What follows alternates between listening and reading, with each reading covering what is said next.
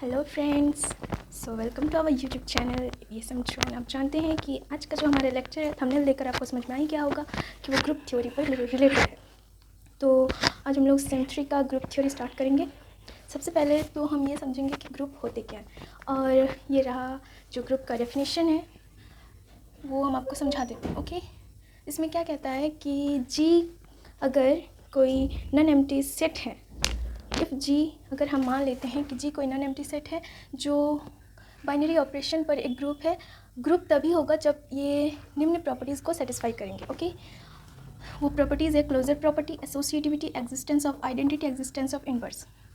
तो अब देखिए यहाँ आप ग्रुप का डेफिनेशन को नोट कर सकते हैं और हम इसके बाद समझते हैं कि closure, associativity and existence of identity and inverse होते क्या हैं। ठीक है, तो आप तब तक नोट कीजिए।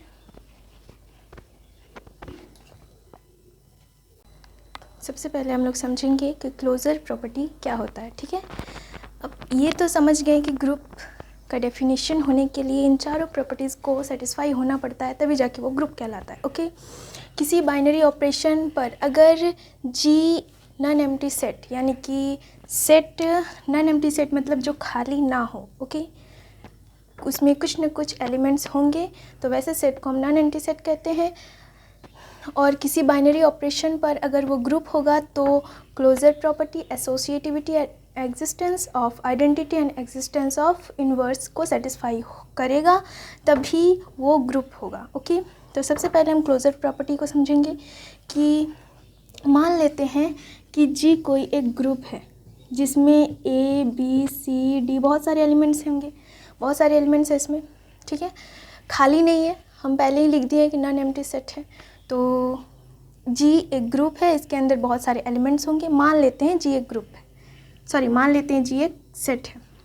अब किसी बाइनरी ऑपरेशन, वो माइनस भी हो सकता है, प्लस भी हो सकता है, मल्टीपल भी हो सकता है, डिवाइडेड भी हो सकता है। तो बाइनरी ऑपरेशन को हम इस तरह से डिनोट करते हैं। ठीक है, यहाँ पे कुछ थ्योरम्स में हम लोग कुछ ना भी डिनोट करेंगे आगे के थ्योरम्स में, तो ऐसे भी हम लोग लिख सकते हैं। ठीक है, अगर ए और बी मान लेते हैं एडिशन पर, ठीक है, ए और बी अगर जी में है, अगर ए और बी एलिमेंट जी में है तो उसका जो बाइनरी ऑपरेशन होगा वो भी जी में ही होगा। अर्थात देखिए, अगर ए प्लस बी जी में है तो ए प्लस बी मान लेते हैं 5 और 6 जी में है। ठीक है, तो 5 + 6 करेंगे तो 11 आएगा, तो 11 को भी जी में होना पड़ेगा। और ये ए बी बिलोंग्स टू जी, अर्थात ए बी यानी कि किसी भी एलिमेंट पर ये सेटिस्फाई होता है कि जी के किसी भी एलिमेंट पर। हम सी डी भी ले सकते हैं, यहाँ पे देखिए सी डी बिलोंग्स टू जी, यानी कि सी और डी का बाइनरी ऑपरेशन करेंगे और उस बाइनरी ऑपरेशन के बाद जो एलिमेंट आएगा वो भी जी में होना चाहिए, तभी वो क्लोजर प्रॉपर्टी को सेटिस्फाई करता है। सी एंड डी बिलोंग्स टू जी, यानी कि जी का हर वो एलिमेंट पर ये प्रॉपर्टी सेटिस्फाई होना चाहिए। ठीक है, यहाँ तक समझ के अब हम आपको नंबर पे समझाते हैं।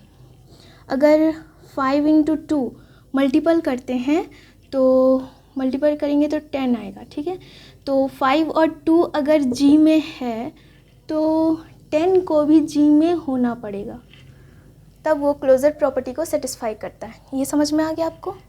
अब हम लोग चलेंगे एसोसिएटिविटी। तो एसोसिएटिविटी आप 11 से पढ़ते आए हैं, एसोसिएटिविटी होता क्या है, तो अभी हम लोग उसी को देखेंगे। ठीक,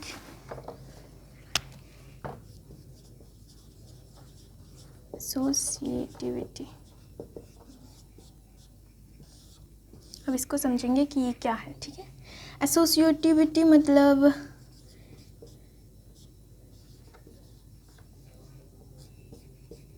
देखिए, हम पहले लिखे ए बी सी, पहले बी और सी का बाइनरी ऑपरेशन करेंगे। आप यहाँ पे ये डिनोट कर सकते हैं और नहीं भी कर सकते। ठीक, उसके बाद बी और सी का बाइनरी ऑपरेशन करेंगे, सी को साइड में रखेंगे, पहले ए को साइड में रखे, बी और सी का ऑपरेशन किए, उसके बाद ए और बी का बाइनरी ऑपरेशन किए और सी को साइड में रखे। तो ये अगर इक्वल है और किसी भी एलिमेंट जी का किसी भी एलिमेंट पर तो वो एसोसिएटिविटी होता है, ठीक है। मतलब कि देखिए, अगर हम 5 + 2 एडिशन पे लेते हैं, 5 + 2 + 1 इज़ इक्वल टू, हम ऐसे रखते हैं, तो इसको हम ऐसे लिख सकते हैं कि नहीं, 5 + 2 + 1 इक्वल ही होगा, इधर भी 3 8 आएगा, इधर भी 8 आएगा, है ना। तो बस इसी को हम यहाँ पे दिखा रहे हैं। और ये जो ABC है, यानी कि 5 to 1, ये सारे G के एलिमेंट होने चाहिए।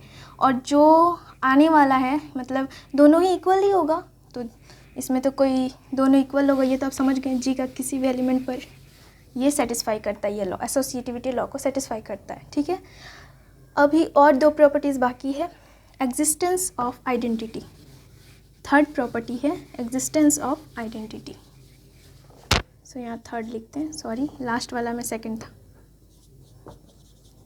Existence of identity.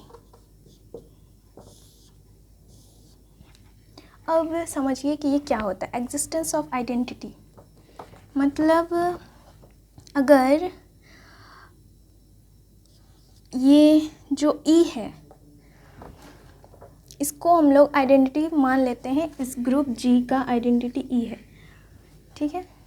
और एक बात याद रखिए, आइडेंटिटी एलिमेंट के साथ किसी भी एलिमेंट का अगर बाइनरी ऑपरेशन करेंगे तो वो कोई चेंज नहीं आता है, मतलब वही आता है, ओके। इसको आप चाहे लेफ़्ट से करिए या फिर राइट से कीजिए, समझ में आया। किसी भी एलिमेंट पर अगर हम ई के साथ बी का एलिमेंट, मतलब बी एलिमेंट को बाइनरी ऑपरेट करते हैं तो बी ही आएगा, चाहे आप लेफ़्ट से करिए या फिर राइट से करिए। All values of B belongs to G, G के किसी भी एलिमेंट पर, जैसे कि यहाँ पे 5 है, तो हम 5 को भी ई के साथ ऑपरेट करते हैं। तो सबसे पहले देखिए कि ये जो आइडेंटिटी एलिमेंट है ई, इसको हम किसी के भी साथ, जी के हर एलिमेंट के साथ ऑपरेशन करेंगे, बाइनरी ऑपरेशन, चाहे वो मल्टीपल हो, डिवाइड हो, प्लस हो, तो कोई चेंजेस नहीं आता है, ठीक है। तो 5 ही होगा। एंड इसको चाहे आप राइट से करें या लेफ़्ट से करें, इससे कोई फ़र्क नहीं पड़ता है। सो जी के हर एलिमेंट्स पे, यानी कि किसी भी एलिमेंट पे हम ये ले सकते हैं, ओके। ये समझ में आ गया। तो एक ही एग्जांपल काफ़ी है इसको समझने के लिए। समझ में आ गया होगा आपको कि ई एक आइडेंटिटी एलिमेंट है जो जी के हर एलिमेंट के साथ ऑपरेट होता है, और बाइनरी ऑपरेशन के बाद वो कोई परिवर्तन नहीं होता, यानी कोई चेंजेस नहीं होता है, तो वो आइडेंटिटी एलिमेंट कहलाता है, ठीक है। और ये जी के हर एलिमेंट्स पर लागू होता है, तभी वो एग्जिस्टेंस ऑफ आइडेंटिटी कहलाएगा। ये देन ई इज़ कॉल्ड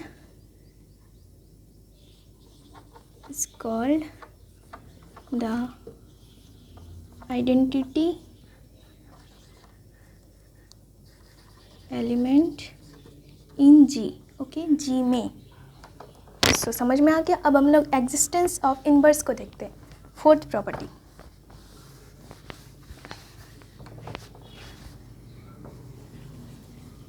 इस पर रिलेटेड बहुत सारे थ्योरम्स होंगे जो आगे आपको समझाया जाएगा। अभी आप ग्रुप का डेफिनेशन समझ जाएं, उसके बाद ही आगे का थ्योरम समझ में आएगा।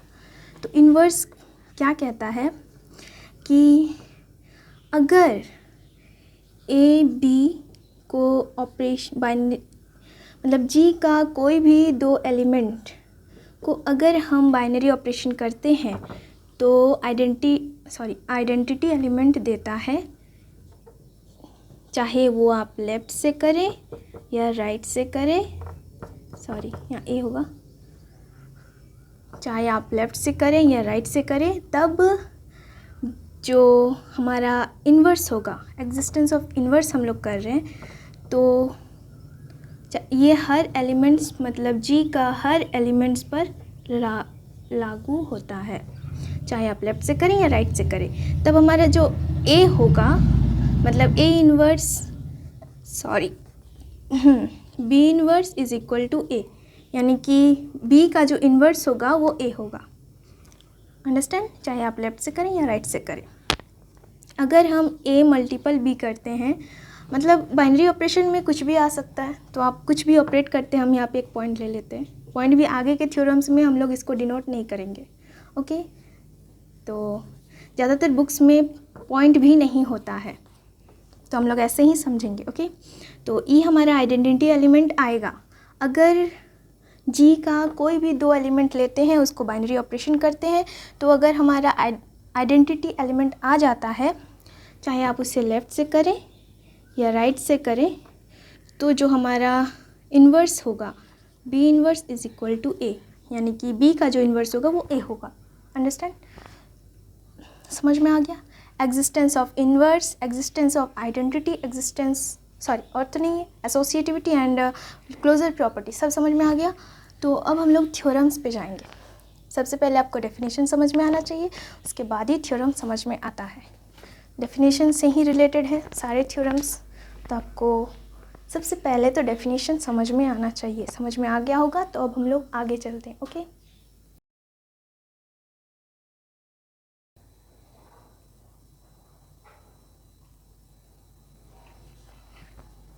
तो फ्रेंड्स, अब हम लोग ये जो सबसे पहले थ्योरम प्रूव करेंगे, to prove that the identity element in a group is unique. यानी कि हमें ये प्रूव करना है कि अगर किसी ग्रुप का आइडेंटिटी एलिमेंट हो तो वो यूनिक ही होता है, ओके। मतलब किसी ग्रुप का आइडेंटिटी एलिमेंट यूनिक होता है, एक ही होता है। तो उसको हम लोग कैसे प्रूव करेंगे, देखते हैं। सबसे पहले तो हमें मान लेना पड़ेगा कि G एक ग्रुप है। उसके बाद हम लोग उसको प्रूव करेंगे कि आइडेंटिटी एलिमेंट किसी भी ग्रुप का एक ही होता है। हम ये रिलेट कर लेंगे कि E and E dash 2 identity element है G का, और अगर हम इसको ये प्रूव कर देते हैं कि ये दोनों इक्वल होता है, तो हमको ये समझ में आ जाएगा। तो हम इसे प्रूव कर सकते हैं कि ये दोनों मतलब एक ही है। अगर ये इक्वल हो जाता है तो ये आइडेंटिटी एलिमेंट यूनिक ही होता है। इसको हम लोग अगर हम इन दोनों को इक्वल कर दें तो हम कह सकते हैं कि आइडेंटिटी एलिमेंट यूनिक होता है। Now to prove the theorem to prove that the identity element in a group is unique, okay. इस थ्योरम को हमें प्रूव करना है। जैसे कि हम आपको बताएं उसी तरह से हम इसको प्रूव करेंगे। सबसे पहले हम मान लेंगे कि G एक ग्रुप है।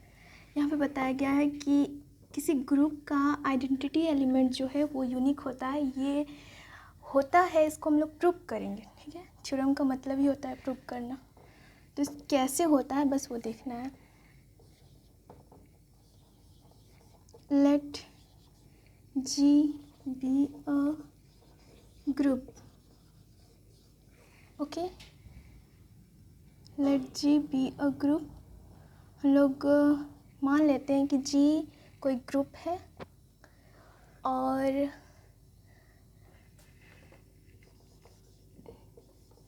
if possible let us suppose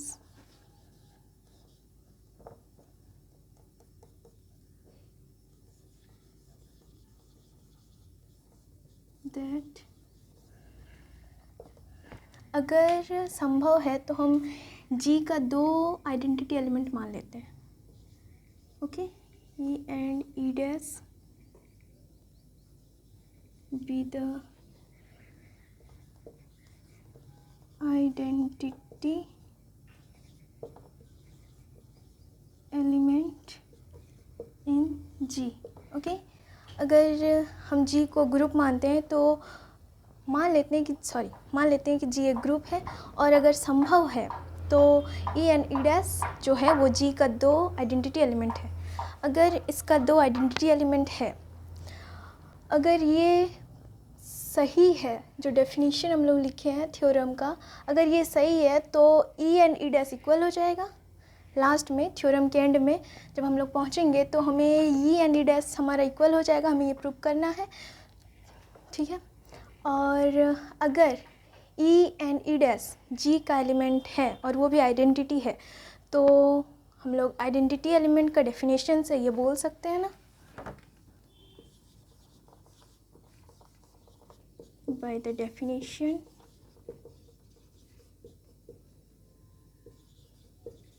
of identity element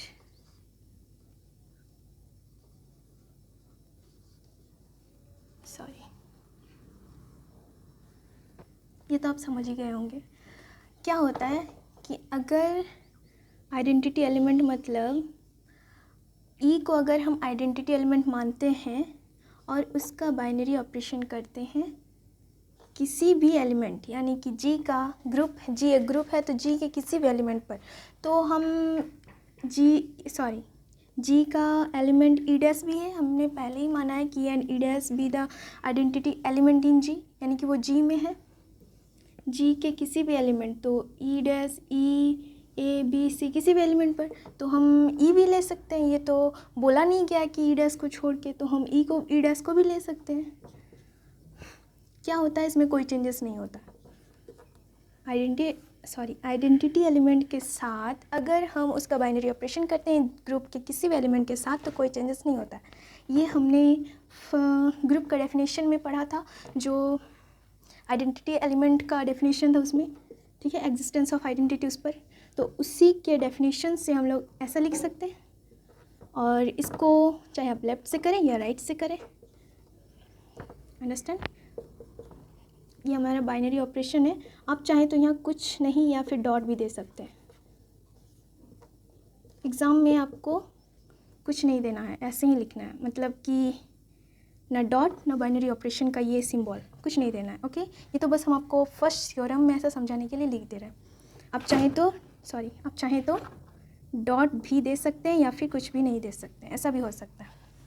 so अब हम लोग समझेंगे कि यहाँ पर जो हमारा ई है, इसको हम लोग आइडेंटिटी एलिमेंट मानने हैं यहाँ पर, वेयर, तो इसको हम लोग डिनोट कर देते हैं, मतलब दिखाना तो पड़ेगा ना, be the identity element in G. Yes, अब समझ में आ गया। तो अब हम लोग इसको इक्वेशन 1 मान लेते हैं, एंड इसी के according the definition of identity element, इसको हम लोग ऐसा भी कर सकते हैं, be the e is equal to e binary operation E dash, ठीक है, चाहे आप लेफ्ट से करें या राइट से करें। यहाँ पर जो हमारा आइडेंटिटी एलिमेंट है, E dash be the identity element, okay, understand. इसको हम लोग इक्वेशन 2 मान लेते हैं, ठीक। अब आप देखिए, दोनों को ही हम लोग by the definition of identity element के अकॉर्डिंग हम लोग इसको ऐसे लिख सकते हैं, E binary operation E dash is equal to E dash, यानी कि आइडेंटिटी एलिमेंट हम लोग ई माने हैं यहाँ पर इस इक्वेशन में, तो आइडेंटिटी एलिमेंट के साथ जी के किसी भी एलिमेंट को ऑपरेट करते हैं तो कोई चेंजेस नहीं होता, तो ई डैश के साथ किए तो कोई चेंजेस नहीं हुआ। इसी को हम लेफ्ट से करें या राइट से करें कोई फ़र्क नहीं पड़ता है, तो इक्वेशन 1 मान लिए इसको, where E be the identity element in G. और इसी प्रकार हम लोग ई डैश को आइडेंटिटी एलिमेंट मान लिए हैं यहाँ पे, और ई को एलिमेंट, ठीक है, जी का कोई एलिमेंट है, ई को मान लिए यहाँ पे। तो इस प्रकार हम लोग ई डैश और ई को जब ऑपरेट करेंगे तो हमारा ई आएगा, कोई चेंजेस नहीं होगा। आइडेंटिटी एलिमेंट के साथ किसी भी एलिमेंट का, जी का किसी भी एलिमेंट का ऑपरेट करते हैं तो कोई चेंजेस नहीं होता। इसको चाहे आप लेफ्ट से करें या राइट से करें, इसको हमने इक्वेशन 2 मान लिया, ठीक है। अब from equation 1 and 2, from 1 and 2 हम क्या देख रहे हैं, E dash binary operation E dash and E is equal to क्या आया है, ई डैश, एंड यहाँ पे देखिए E dash and E is equal to आया है ई, तो E dash E equal to E dash E equal to E, तो ऐसा हम लोग लिख सकते हैं, E is dash is equal to e, hence the theorem proved। हमें यही तो प्रूव करना था कि ई डैश इक्वल टू ई आ जाए, यानी कि हमने मान लिया पहले कि जी ये ग्रुप है और अगर पॉसिबल है तो ई एंड ई डैश इसका दो आइडेंटिटी एलिमेंट है। लास्ट में हमने ई डैश एंड ई को इक्वेट कर दिया, मतलब इक्वल हो गया दोनों। तो इससे हम लोग ये समझ सकते हैं कि किसी भी ग्रुप का आइडेंटिटी एलिमेंट यूनिक होता है। अंडरस्टूड? सो आज का लेक्चर यहीं पे एंड करते हैं। नेक्स्ट लेक्चर में हम आपको सेकंड थ्योरम दे देंगे।